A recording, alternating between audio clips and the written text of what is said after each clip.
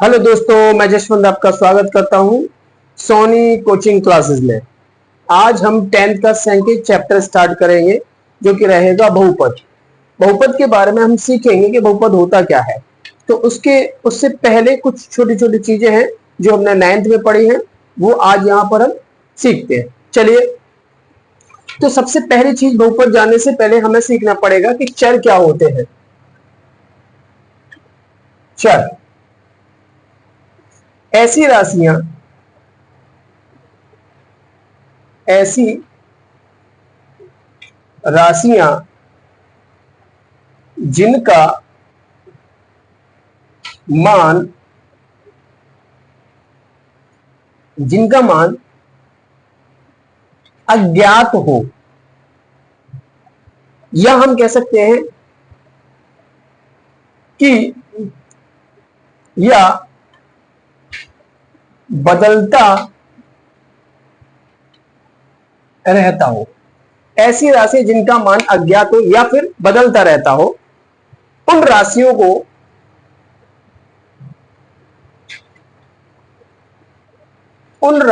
को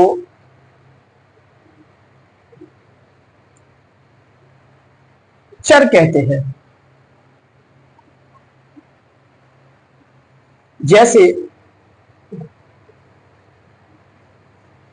x, y, z and dot dot.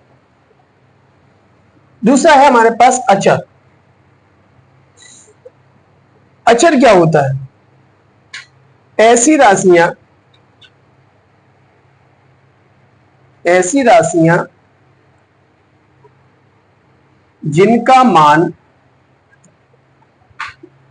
ज्ञात हो या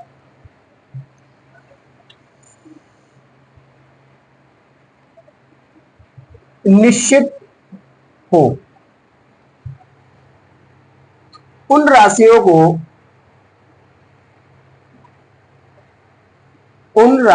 को अचर राशि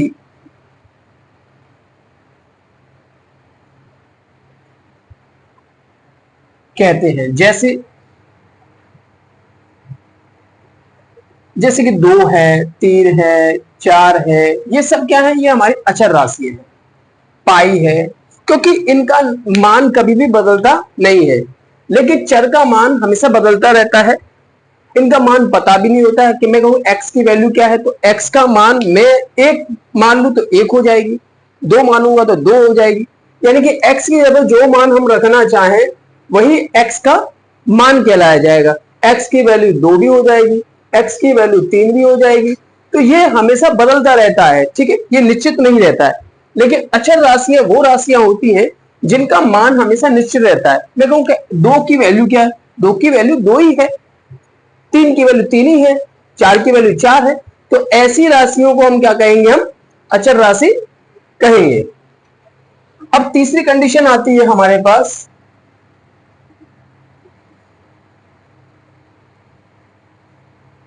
बीजीय व्यंजक। बीजीय व्यंजक, तो ये एक्चुअल में होता क्या है बीजीय व्यंजक?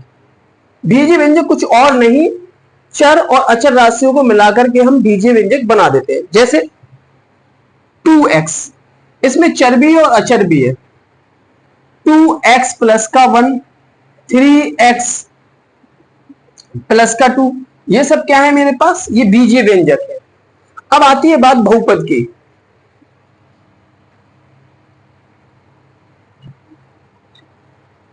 बहुपद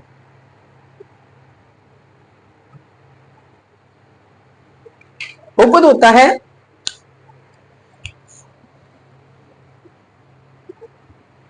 बहुपद हम कहेंगे बहुपद की घात। ये सब बहुपद है, इनको 2 कैटेगरी में बांटा गया है। हम ऐसा सीखते हैं कि बहुपद है क्या? बहुपद को 2 कैटेगरी में बांटा गया है। पहला, पदों के आधार पर। दूसरा, घातों के आधार पर। तो बहुपद क्या है? बहुपद हम उसे कहेंगे जिसकी चर की घात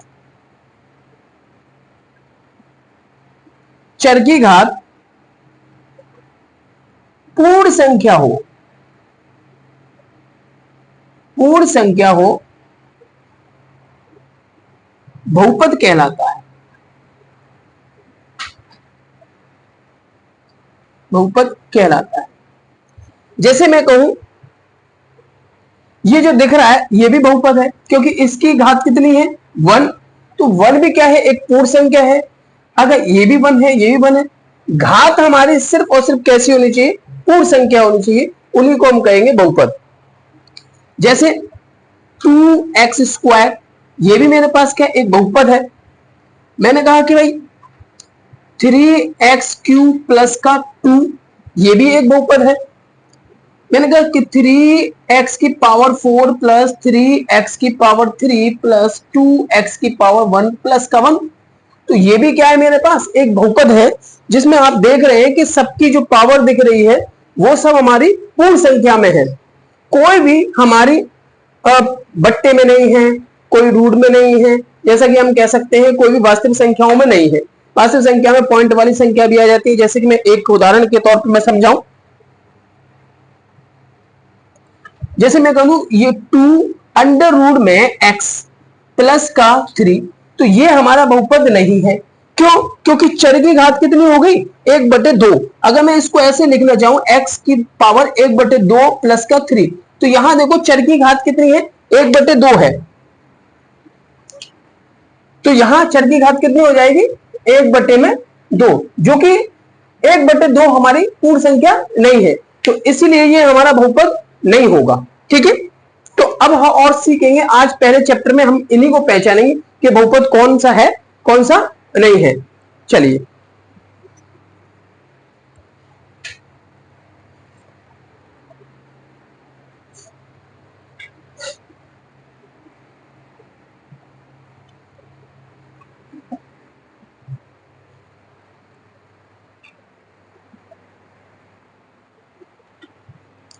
चलिए पहले हम बहुपद के प्रकार सीखेंगे, कौन कौन से टाइप के बहुपद होते हैं। पहले हम देखेंगे पदों के आधार पर। पदों के आधार पर बहुपद। पहले पदों के आधार पर देखेंगे। जैसे नंबर 1, एक पदीय बहुपद।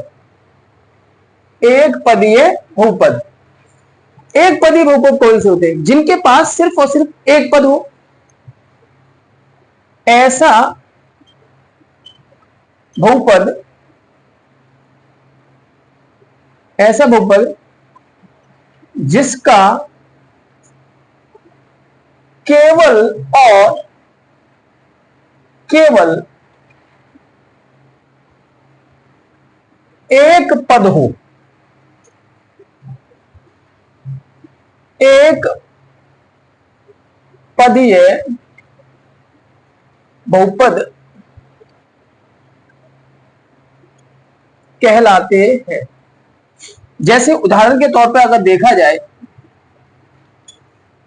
2x, 2x², 3x³, x⁴, ये सब क्या मेरे? एक पद है। एक पद ये है, एक पद ये है, एक पद ये है, एक पद ये, ऐसे बहुत सारे पद हैं। दूसरा, द्विपदीय बहुपद। द्विपदीय ऐसा बहुपद, ऐसा बहुपद जिसके दो पद हो, दो पद हो। द्विपद बहुपद कहलाते हैं। जैसे उदाहरण के तौर पर देखा जाए तो 3x की पावर 4 प्लस का 1, ये दो पद है, एक और दो। दूसरा 3x स्क्वायर प्लस का 2, ये भी मेरे पास है। एक्स स्क्वायर प्लस का 1, ये भी क्या है मेरे पास, दो दो पद के ही दिख रहे हैं, तो ये द्विपदीय बहुपद हो जाएगा। तीसरा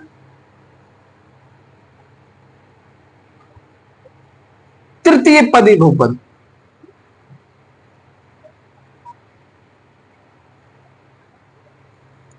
तृतीय पद बहुपद, ऐसा बहुपद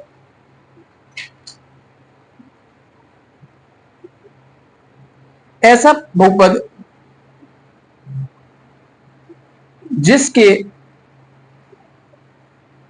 तीन पद हो, तृतीय बहुपद कहलाते हैं। जैसे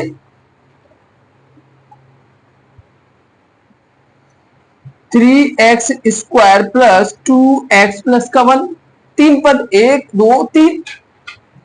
दूसरा 2x square plus 4x plus का 1, ये भी मेरे पास त्रिपदीय।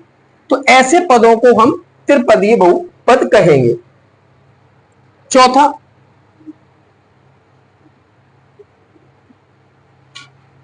चतुर्थ पदीय बहुपद, ऐसा बहुपद जिसके चार पद हो उन्हें हम चतुर्थ बहुपदीय बहुपद कहेंगे, चतुर्पदीय बहुपद कहेंगे। पांच बहुपद होंगे, पंच बहुपद, पांच पद होंगे, छह पद होंगे, छह बहुपदीय हो जाएगा। तो ऐसे बहुपद इस तरीके से हमें पहचानने होंगे। अगर पदों के आधार पर पूछता है तो हम पदों के आधार पर इस कंडीशंस पे बता देंगे कि है उसमें कितने पद। अगर वो घातों के आधार पर पूछता है तो घातों के आधार पर भी हम सीखेंगे और उनको भी हम सीखते हैं। चलिए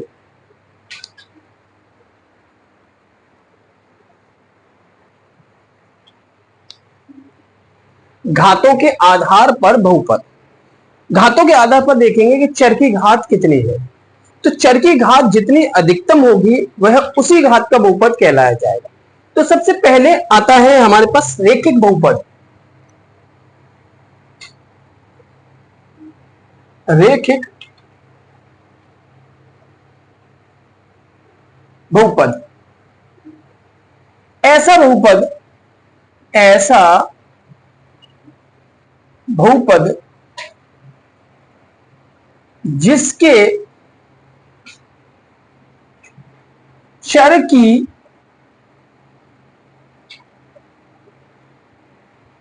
अधिकतम घात एक हो, चर की अधिकतम घात कितनी हो, एक हो, रेखिक बहुपद या एक घातीय बहुपद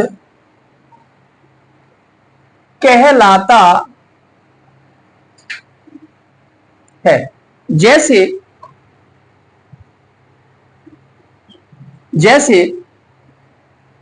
2x प्लस का 1, जैसे x, जैसे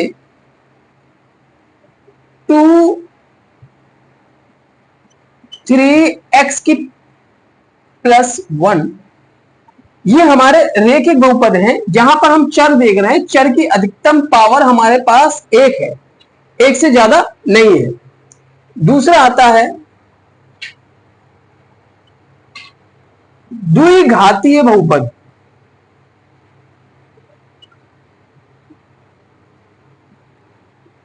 ऐसा बहुपद, ऐसा बहुपद जिसके चर की घात, चर की अधिकतम घात, अधिकतम घात 2 हो, द्विघातीय बहुपद कहलाता है। जैसे जैसे 2x² प्लस का 2x प्लस का 1, ये 3x² प्लस 2x प्लस 1। यहां देखेंगे पूरे इस बहुपद के अंदर देखेंगे कि हमारे पास चर की अधिकतम पावर 2 दिख रही है, ज्यादा से ज्यादा पावर कितनी है 2, तो ये 2 ही घातीय बहुपद हमारा कहलाया जाएगा।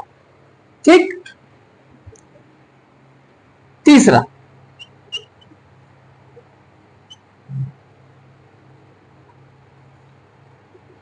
तृतीय घात, तृतीय घात बहुपद, ये त्रिघातीय लिख सकते हैं, त्रिघातीय बहुपद, ऐसा बहुपद जिसके चर की अधिकतम पावर 3 हो, त्रिघातीय कहला जाएगा।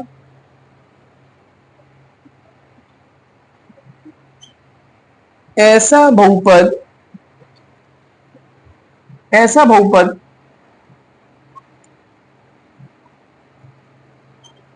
जिसके चर की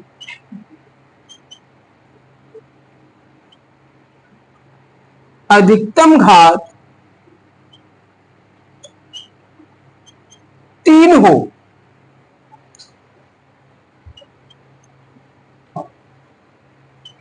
त्रिघातीय बहुपद